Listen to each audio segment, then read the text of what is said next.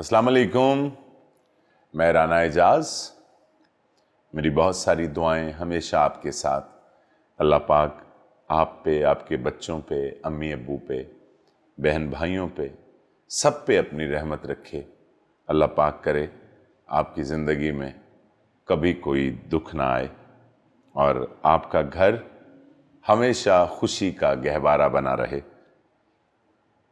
ایک گھر میں ایک بیگم صاحبہ ڈائننگ ٹیبل کے سامنے کھڑی ہو کر اپنی لپسٹک جو ہے وہ ٹھیک کر رہی تھیں،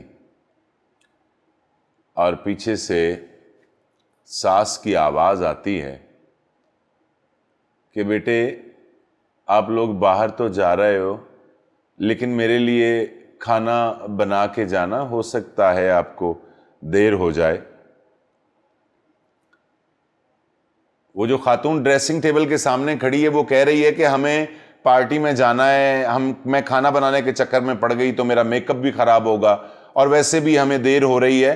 یہ ساتھ والی گلی میں جو دربار ہے وہاں پہ لنگر پکڑا ہے نا، تو آپ وہاں سے لنگر لے کر کھا لینا۔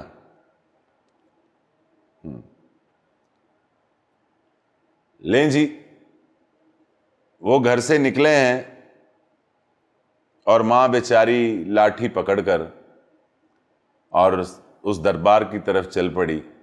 آج کل ایک مسئلہ بھی ہے ہمارے بڑے گھروں کا کہ ہماری مائیں جو ہیں وہ سیدھی سادھی بیچاری، ان کو تو وہ چولہا جلانا نہیں آتا کہ یہ کس طرح سے جلتا ہے، کیونکہ انہوں نے ساری زندگی لکڑیاں اور اپلے جو ہوتے ہیں ان سے روٹیاں پکائی ہیں۔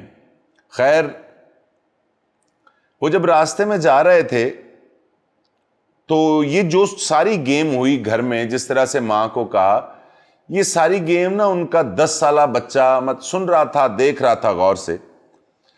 راستے میں وہ اپنے ابو سے کہنے لگا کہ ابو جی، جب میں بہت بڑا آدمی بن جاؤں گا نا تو میں وہاں گھر بناؤں گا جس کے نزدیک نا کوئی دربار ہوگا۔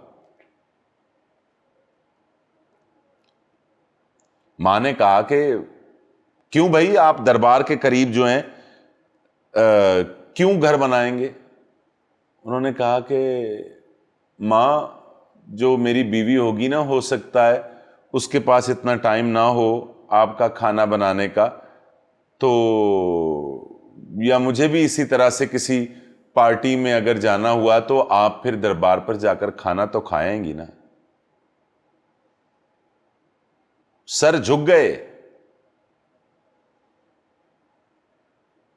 آپ یقین مانیے، پتھر تب تک سلامت ہے جب تک وہ پہاڑ کے ساتھ جڑا ہوا ہے۔ آپ یقین مانیے، ایک پتے کی زندگی صرف اس وقت تک ہے جب تک وہ درخت کے ساتھ جڑا ہوا ہے۔ انسان اس وقت تک سلامت ہے جب تک وہ اپنے خاندان سے جڑا ہوا ہے۔ ایک قبر پہ لکھا ہوا تھا کہ کسی کو کیا الزام دوں،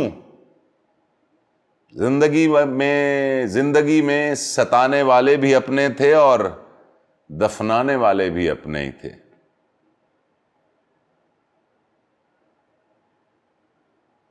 آپ یقین مانیے، آپ سوچ نہیں سکتے ہیں اس برکت کو جو ہمارے بوڑھے ماں باپ کی وجہ سے ہمارے گھروں میں ہوتی ہے۔ میری دعا ہے کہ اللہ پاک ہم سب کو، والدین کو، ہمارے سروں پر ہمیشہ سلامت رکھے۔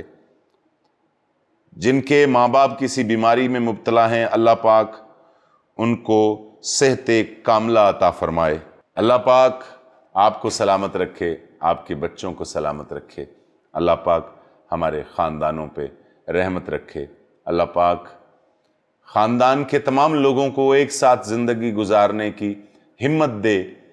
خاندان میں چھوٹی چھوٹی سی باتیں جو ہوتی ہیں ان کو برداشت کرنے کی ہمت دے۔